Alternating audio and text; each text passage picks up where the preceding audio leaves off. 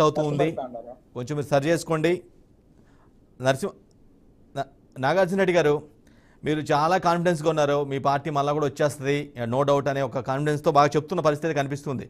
కానీ బోగస్ ఓట్ల అంశం విషయానికి వచ్చినట్లయితే ఏ విధంగా ఏ పాయింట్ ఆఫ్ వ్యూలో చూసినా సరే మీ వైపే, మీ పార్టీ వైపే ఎక్కువ వేలు చూపుతున్న పరిస్థితి కనిపిస్తుంది. ప్రతిపక్షాలకు ఎలక్షన్లు వచ్చినప్పుడు అన్ని కూడా అధికార పార్టీ మీద వేయడము సహజము. అది దాన్ని ఎవరు కూడా కాదనలేరు. ఎందుకంటే ఎక్కడ జరిగినా కూడా వీళ్ళు కొత్తగా చేసింది ఏం కాదు, మామూలుగా పార్టీకి చెడ్డ పేరు వచ్చే విధంగా చేస్తున్నారు. మా నాయకుడు ఒకటే చెప్తున్నాడు, నా వల్ల లబ్ధి జరిగింటేనే నాకు ఓటు వేయండి, నేను చెప్పిన మాట నిలబెట్టుకుంటేనే నాకు ఓటు వేయండి ధైర్యంగా అడిగినటువంటి వ్యక్తి ఎవరైనా ఉన్నారంటే అది ఒక్క ముఖ్యమంత్రి జగన్మోహన్ రెడ్డి గారే. గతంలో ఎలక్షన్ లో చెప్పినట్టుగా బాబు వస్తే జాబ్ వస్తుంది, బంగారు బ్యాంకులో తీసేస్తాము, మీరు ఎన్ని చెప్పినప్పుడు కూడా మీరు ఇవన్నీ కాదు, ఇవన్నీ కూడా మా నాయకుడు ధైర్యంగా చెప్పగలుగుతున్నాడు. ఈ పొద్దు 170 డిఫెండ్ చేసుకోవడం కోసం మీ సంక్షేమ పథకాలన్నీ కూడా వల్లిస్తూ ఉన్నారు. అది కాదు మ్యాటర్ ఇక్కడ. డిఫెండ్ చేసుకోవడం కోసం మీరు మీ సంక్షేమ పథకాలు మీరు ఏదైతే మీ నాయకుడు చెప్తున్నారో అవి చెప్తున్నారో ఓకే, అవి పక్కన పెట్టేసాను. నేను ఏమంటున్నానంటే ఆ రోజు తిరుపతి బై ఎలక్షన్స్ రోజు మాత్రం ఖచ్చితంగా అవుట్ ఆఫ్ ది స్టేషన్ నుంచి, అవుట్ ఆఫ్ డిస్ట్రిక్ట్ నుంచి కొన్ని చాలా బస్సులు వచ్చేస్తే చాలా మంది దిగిన మాట వాస్తవమే. అది దాన్ని మానిటర్ చేసింది కూడా మీ పార్టీకి చెందినటువంటి ఒక కీలక మంత్రే. ఇది అవునా కాదా? లేదంటే అంత ఇప్పుడు నేను అదే చెప్పి నారో మెజారిటీతో నెక్ మెజారిటీతో గెలిచే పరిస్థితి ఉంటే మీరు చేసినారని ఆరోపణ చేసినా కూడా అది సహజంగా ఉండు.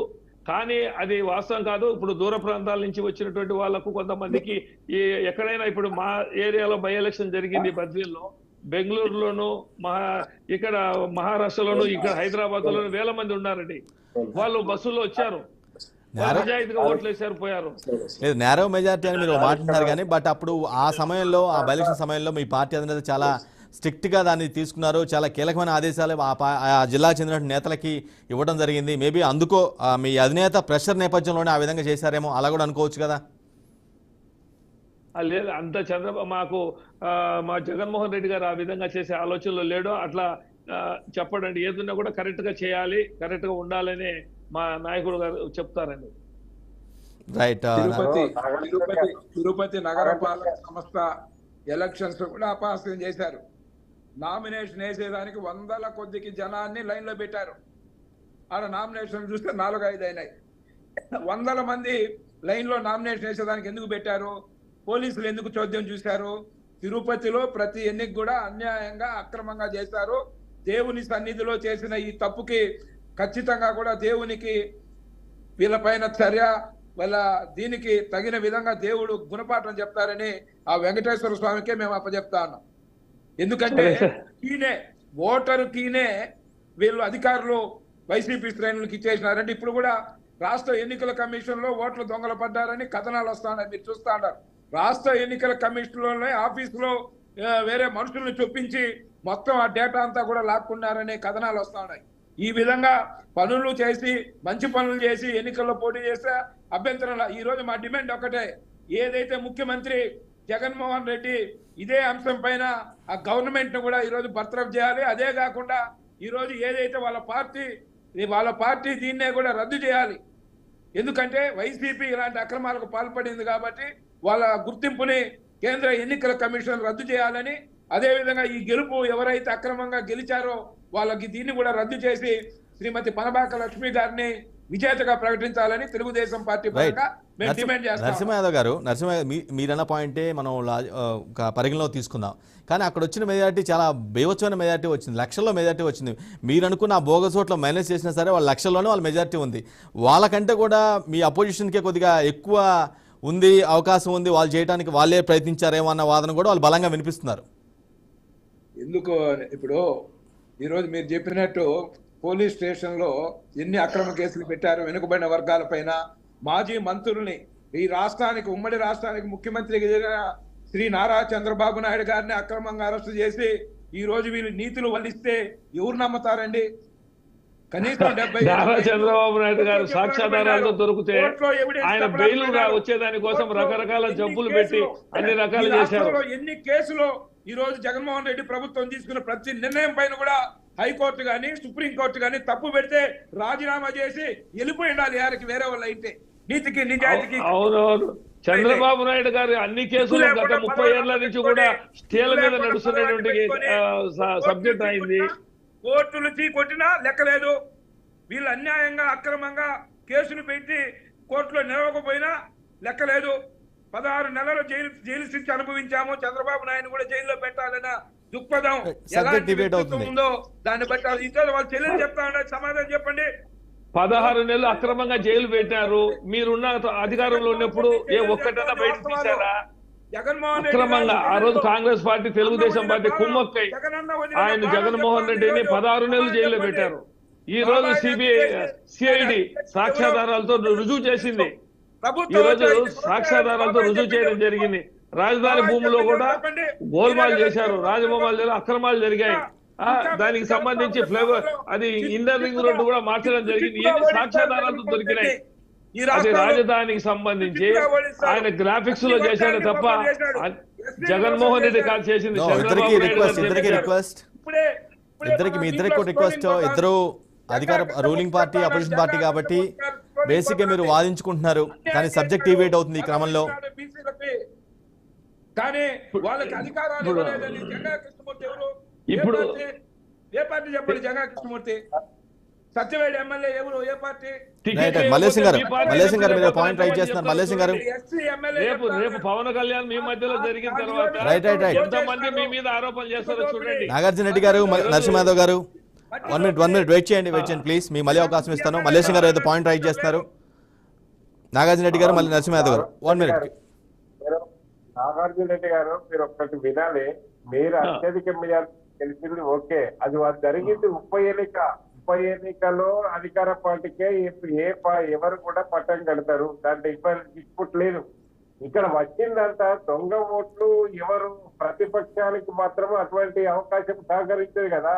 ఒక కలెక్టర్, కలెక్టర్ గా ఈఆర్ఓ ఉన్నటువంటి కలెక్టర్ కావచ్చు, డిప్యూటీ కమిషనర్ గా ఉన్నటువంటి చంద్రమౌళేశ్వర్ కావచ్చు, వీళ్ళంతా అధికారులు ఏ ప్రతిపక్షానికి సహకరించే రోజులు ఉన్నాయని ఇక్కడ. కాబట్టి మనకి ఈ అనుమానం అంతా కూడా అధికార పార్టీ వైఎస్ఆర్సీపీ మీద వస్తున్నది. దాన్ని మనము తప్పు పట్టాల్సినటువంటి అవసరం లేదు. వైఎస్ఆర్సీపీకి ఉందా, బీజేపీకి ఉన్నదా, టీడీపీకి ఉన్నదా అనేది చంద్రమౌళేశ్వరరావు సస్పెన్షన్, ఎన్నికల కమిషన్ కొంత లోతుగా విచారణ కనుక జరిపితే డెఫినెట్ గా అది బయటకు వస్తుంది. రేపు అవసరం అనుకుంటే అనారోగ్య వేటు కూడా వేసేటువంటి పరిస్థితి కూడా వస్తుంది ఎన్నికల అయితే. దాంట్లో మనము అంటే ఆడ ఇప్పుడు వైఎస్ఆర్సీపీకి లేదని మీరు చెప్తారు, మన బ్రజేంద్ర యాదవ్ గారు మాకు తెలుగుదేశం కూడా చెప్తారు. ఇదిగా తేల్చాల్సింది ఏంటంటే ఎన్నికల కమిషన్ కు సర్వాధికారాలు ఉన్నాయి. డెఫినెట్ గా ఇవాళ రేపు అది కూడా తేల్చే ప్రయత్నం చేస్తుంది. డెఫినెట్ గా ఈ అక్రమాల వెనుక, ఈ అక్రమ భోగ చోటల వెనుక ఎవరు ఉన్నారు, దాని వెనుక తతంగా ఏం నడిచింది అనేది ఖచ్చితంగా నిపుణించే ప్రయత్నం. ఎందుకంటే తిరుపతి ఒక్కటే కాదు, చంద్రగిరిలో కూడా దాదాపు 39,000 ఓట్లు గల్లంతయ్యేటువంటి చెప్పిన. చంద్రగిరిలో విచిత్రం ఏంటంటే అసలు ఇంట్లో చచ్చిపోయిన వాళ్ళ పేరెంట్స్, చచ్చిపోయిన పిల్లలే, చచ్చిపోయిన ప్రతి అంటే నీకు చచ్చిపోయిన వాళ్ళందరికీ కూడా ఓట్లు ఉన్నట్టుగా ధృవీకరించింది, బోగస్ ఓట్లు సృష్టించినటువంటి పరిస్థితి చూస్తాం. నిన్న వీడియో చూస్తున్నాము. అక్కడ సమాధి దగ్గర ఒక గిఫ్ట్, గడియారం పెట్టి వాళ్ళకు మాకు ఓటు ఇవ్వని చెప్పి అడుగుతున్నారు. అంటే వాళ్ళ పేర్లు అంటే వాళ్ళు నేచర్ చేస్తారా, దయ్యాల రూపంగా చేస్తారా, లేకపోతే నీకు ఏ పద్ధతిలో ఇస్తారా? కాబట్టి ఆ పద్ధతులు ఈ అవకాశం కల్పిస్తున్నారు అనే దాని మీద ఒక అభియోగం చేస్తున్నారు. అయితే అది మనం అధికారంలో ఉన్నా, ప్రతిపక్షంలో ఉన్నా ఇటువంటి దుశ్చర్యలను మనం కొంత అరిగట్టగలిగితే ప్రజాస్వామ్యాన్ని బతికించుకునే వాళ్ళం అవుతాం. ఆ పద్ధతిలో సహకరించాల్సినటువంటి అవసరం. మల్లేశం గారు మేము మళ్ళీ మీ దగ్గరకు వస్తున్నాం. మల్లేశం గారు, నేనేమంటున్నానంటే టీడీపీ చేయలేదంటుంది, వైసీపీ చేయలేదంటుంది, రూలింగ్ పార్టీ కూడా మాకు అవసరం లేదని కూడా చాలా స్పష్టంగా చెప్తుంది. కానీ జరిగిన మాట అయితే వాస్తవం, నో డౌట్. అందులో జరిగిన మాట అయితే వాస్తవమే, నో డౌట్. దాన్ని ఏ విధంగా దాన్ని అసలైన దోషులు ఎవరున్నారు? అధికారులు అయితే ఏదో చర్యలు, కంటితోడు చర్యలుగా ఏదో తీశారు, ఒకరిద్దరిని సస్పెండ్ చేశారు, పక్కన పెట్టేశారు. కానీ అసలు మెయిన్గా రూట్ కాజ్ ఎవరైతే ఉన్నారో మెయిన్ వాళ్ళని ఎందుకు పట్టుకోలేకపోతుంది, వారిపైన ఎందుకు చర్యలు తీసుకోలేకపోతుంది అనేది నా పాయింట్. ఎన్నికల సంఘం ఇప్పుడు ఎన్నికల సంఘానికి కూడా డైరెక్షన్స్, ఇప్పుడు ఎన్నికల సంఘానికి స్వయం ప్రతిపత్తి ఉన్నది, కానీ ఆ పద్ధతులు యాక్ట్ చేయడం లేదనే కదా మన బాధ అంతా. ఎందుకంటే దానికి మన ప్రభావితం అవుతా ఉన్నాయి.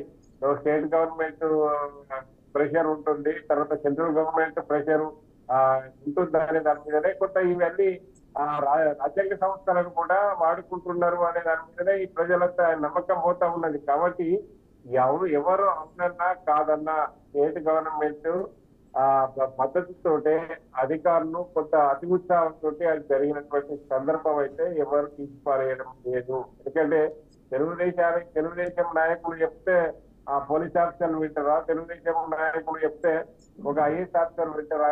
వీళ్ళంతా ఏదంటే రూల్ గా పోవడానికి పనిచేస్తే గానీ అక్రమ పద్ధతిలో పోవాలనుకున్నప్పుడు ఏంటంటే వాళ్ళు కూడా అంటే ఈ మాల్ ప్రాక్టీస్ లో నాకు అంటే మలేష్ గారు మీరు చెప్పిన లెక్క ప్రకారం మీ అనాలిసిస్ ప్రకారం ఈ మాల్ ప్రాక్టీస్ లో ఉంటే ఇద్దరు హస్తాలు ఉండాలి, ఒకటి సెంట్రల్ గవర్నమెంట్ హస్తం, ఒకటి స్టేట్ గవర్నమెంట్ హస్తం ఉండాలంటారు, అంతేనా? ఉంటే ఒకవేళ ఉంటే డిఫరెంట్ సార్ ఇప్పుడు సెంట్రల్ గవర్నమెంట్ హస్తం లేకుండా ఏది జరగదు.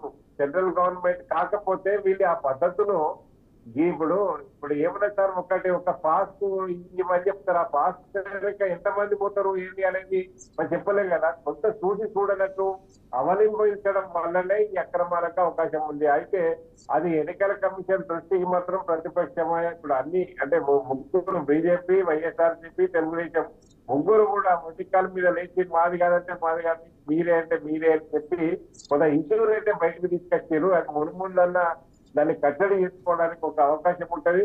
ఆ పద్ధతిలో కనుక పోతే ప్రజాస్వామ్యాన్ని బతికిస్తాం. ఎందుకంటే మన ప్రపంచంలోనే భారతదేశం అంటే గొప్ప ప్రజాస్వామ్య దేశం అని చెప్పుకుంటా ఉన్నాం. మరి ప్రజాస్వామ్య దేశానికి ఇన్ని అక్రమాలు, అవినీతి, అటు ఓటర్ల కాడనే ఈ పద్ధతిలో ఉంటే రేపు మనకు అది ప్రపంచ స్థాయిలో మనం పలుచనయ్యే అవకాశం ఉంటుంది. ఆ పద్ధతులు రాకుండా ఉండాలంటే మనం ఇటువంటి ఈ అక్రమ పద్ధతులను ఎంకరేజ్ చేయొద్దు. మనం ఇప్పుడు ఒకసారి మన ప్రజలు కోరుకుంటే, మార్పు కోరుకుంటే ప్రతిపక్షం పోతాం, లేదనుకుంటే వాళ్ళ అవకాశం ఇస్తే అధికార పక్షం ఉంటుంది. దానికి అంతంత మాత్రాన మనము ఈ తప్పులు చేసి దాన్ని ఎక్కాల్సినటువంటి అవసరం లేదు.